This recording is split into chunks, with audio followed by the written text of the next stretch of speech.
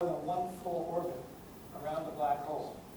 The black hole's position is marked by a little plus sign there, and we call it Sag star. So Sag is a radio source in the Sagittarius, and Sag star is the black hole associated with that. So if you were to fit the centroid of those stars very accurately and plot what happens to S2, you will get a plot like this.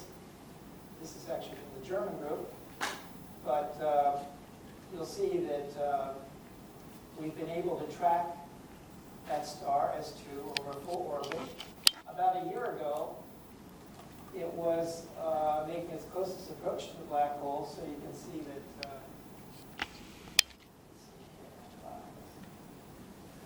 we're talking about changes in position every few days at that point. So by fitting the orbit, we learned that there's an object here with a mass of 4.1 million times the mass of the sun. And this star approaches within 120 astronomical units of that object. So that's about 2 times the diameter of the solar system.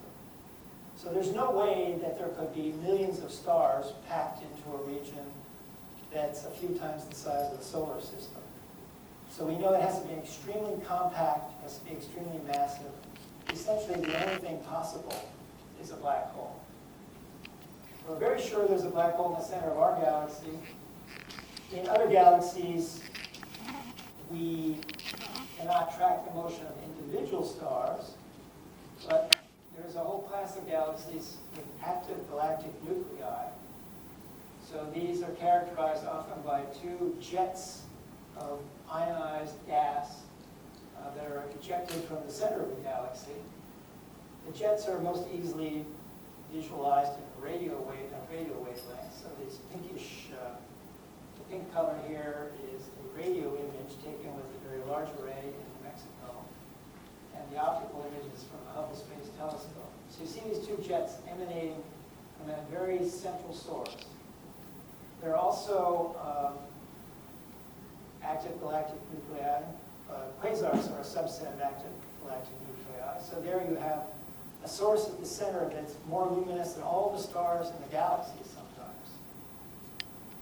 So we think that these jets and that luminosity comes from black holes in the center of those galaxies. Now you say, that's nuts, because a black hole is supposed to swallow everything.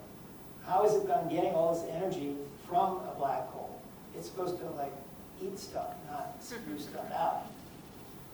And it's true, if you were to drop a brick straight into a black hole, the brick would disappear. You'd be minus 1 brick with nothing to show for it, right? But if you drop a whole truckload of bricks into the black hole, they're not all going to fall straight in. They're going to start colliding with one another. They'll start rubbing against one another. And remember, they're accelerating very fast toward the black hole. So they will likely form a disk of material that surrounds the black hole. And they will basically be white hot from the friction against one another. And that's the source of luminosity that we see in a quasar. And we can tell it's a very compact object. The quasar is a very compact object because its brightness sometimes changes on a time scale of a week or 2. So that says that there's no way you could have stars all through a galaxy or through a large region that would somehow synchronize themselves and get brighter and dimmer altogether. So it must be something very compact. And so as the accretion rate on the central object changes, the brightness can change. Okay, well, M87 is another example of an active galactic nucleus. This is the source that we've imaged with the Event Horizon Telescope. So this is a very, it's an elliptical galaxy. It's 55 million light years away. It looks fairly ordinary here. But let's zoom into that box. And we'll look with the Hubble Space Telescope. And you notice just coming off to the right from the center is a very faint blue jet. That jet is a lot easier to see at radio wavelengths. So let's switch to radio wavelengths. There it is. And now we'll zoom in. We'll go into this box here. So this is an image, a radio image made with a very large array, again, in New Mexico. We can zoom in at a higher radio frequency here. You see sort of a bright dot on the lower left.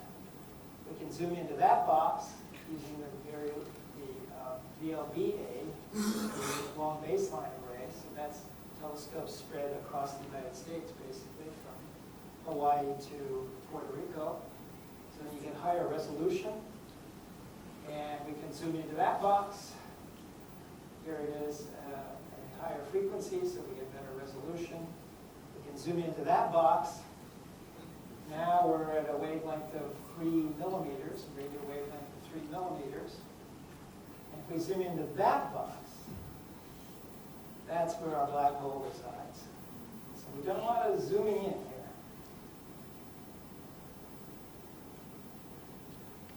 How big is a black hole?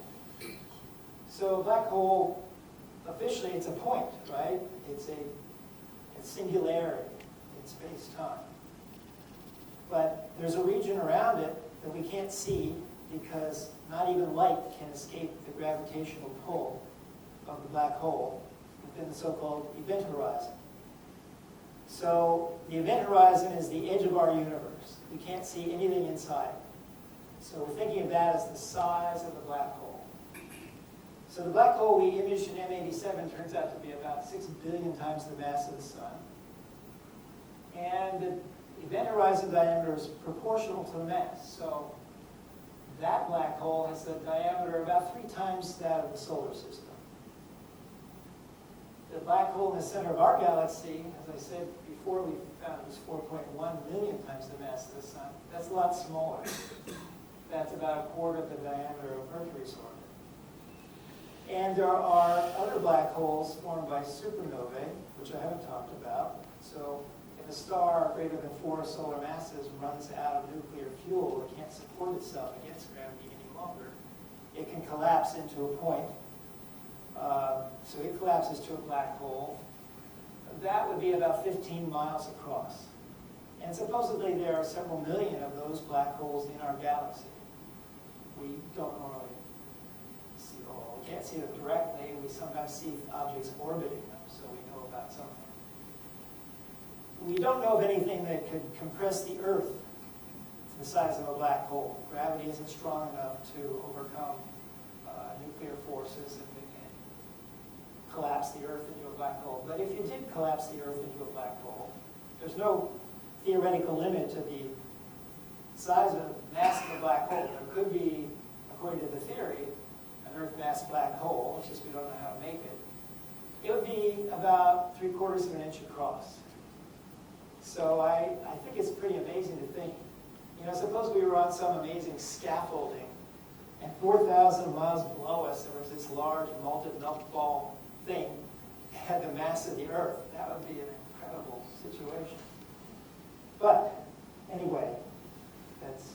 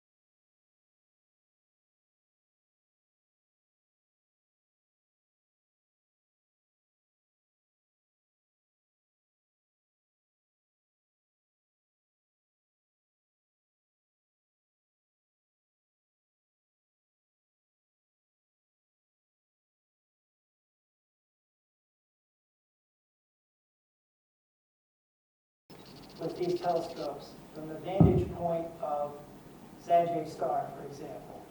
And what you don't like to hear it, but there's an infinite number of images that are consistent with our data. Basically, every missing Fourier component, you could potentially put anything in there. So you have an of possible images. So this experiment, or this imaging process, turns into a likelihood analysis. So let's say we have an infinite number of images,